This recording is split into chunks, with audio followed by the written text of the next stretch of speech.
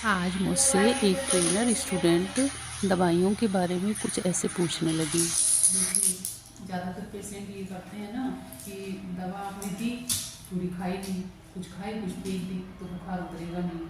जैसे पैरासीटामॉल है, वो अगर पूरे डोज में ही पेशेंट खाएंगे 650 mg है, तो अगर 15 साल से ऊपर पेशेंट है तो 650 mg उसको सुबह शाम देनी होगी, तभी उसका बुखार उतरेगा। अगर आपने कम खाई, कम दी, तो क्या होगा कि वो बुखार उतरेगा ही नहीं। तो ये जितनी भी एलोपैथिक दवाइयाँ बनती हैं, ये सारे केमिकल से बनती हैं।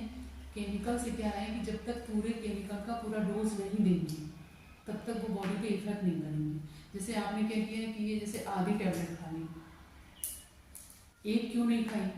जैसे 500 mg है, तो 500 mg है तो एक खानी है। अगर 15 साल से छोटा बच्चा है तो उसको आधी खानी है, अगर 15 साल से ऊपर बच्चा है तो उसको एक टैबलेट दे सकती है। जो एडोलसेंट वाली एज होती है ना, वो कितने साल से होती है? 10 साल से 19 साल तक। एडोलसेंट जानती हो? किशोरावस्था। तो उन आप कितने साल की हो गई? 18 क्रॉस कर चुके हो, आपके भी चल रही है, पीक पॉइंट पे हो है ना। तो इस एज तक के बच्चों को कम डोज दिया जाता है, क्योंकि हार्मोनल चेंजेस बहुत ज़्यादा होते हैं इस एज में। होते हैं नहीं होते हैं? बहुत ज़्यादा फिजिकल और मेंटल बहुत चेंजेज होते हैं। तो दवाइयों का इफेक्ट, एक तो हार्मोनल चेंजेज हो रहे हैं, ऊपर से दवाइयों का इफेक्ट, वो भी एक केमिकल होता है। तो इनका डोज बहुत ही सोच समझ के बना के दिया जाता है। जैसे मैं फॉर एग्जाम्पल एक आपको बता रही हूँ, पैरासीटामॉल में जैसे एंटीबायोटिक है, एंटीबायोटिक भी पूरे डोज में खानी पड़ती है।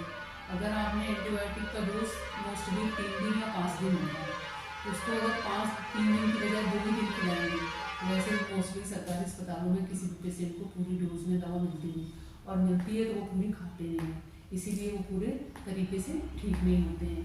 जब ठीक नहीं होते हैं तो फिर आते हैं, फिर बोलते हैं कि मैडम मैं ठीक नहीं हुआ, मुझे ये दिक्कत है, वो दिक्कत है, बोलते नहीं होते हैं।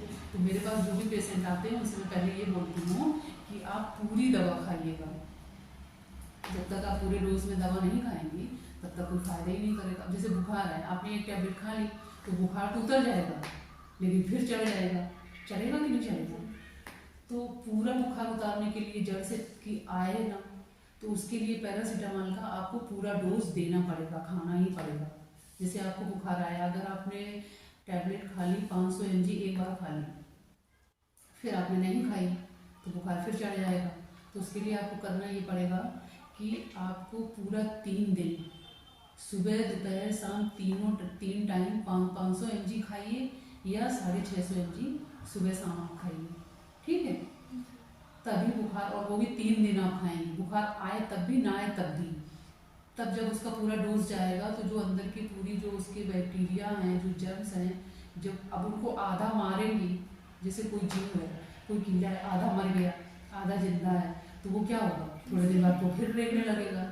तो उसको पूरा मारना है, तो पूरा मारने के लिए पूरा डोज खाना पड़ेगा। खाना पड़ेगा कि नहीं खाना पड़ेगा? पूरा डोज खाने के लिए किसी पेशेंट को पूरी, जब वो पूरा डोज खाएगा तभी तो यहाँ के पेशेंट को बुखार क्या होता है, वो टाइफाइड में बदल जाता है। भाई थोड़ी दवा खाई फिर बंद कर दी, फिर थोड़ी खाई फिर बंद कर दी, तो वो क्या होता है कि टाइफाइड में बदल जाता है। फिर टाइफाइड में फिर लंबा ट्रीटमेंट करते हैं, फिर उसमें 5 दिन एंटीबायोटिक लगवाते हैं, क्योंकि फिर वो ज़्यादा से बैक्टीरिया पनप चुके होते हैं। जब ज़्यादा से पनप चुके होते हैं तो उनको मारने के लिए ज़्यादा दवा चाहिए, ये रहता है।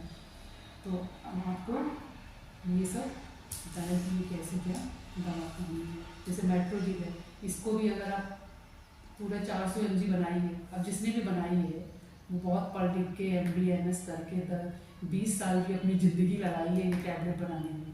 अब 20 साल की ज़िंदगी में हम लोग 20 सेकेंड में एक टैबलेट खा लेते हैं, है ना। लेकिन अगर इसका पूरा डोज आप खा लेंगे तो आप यकीन नहीं करेंगे, लैट्रिन ठीक हो जाएंगे।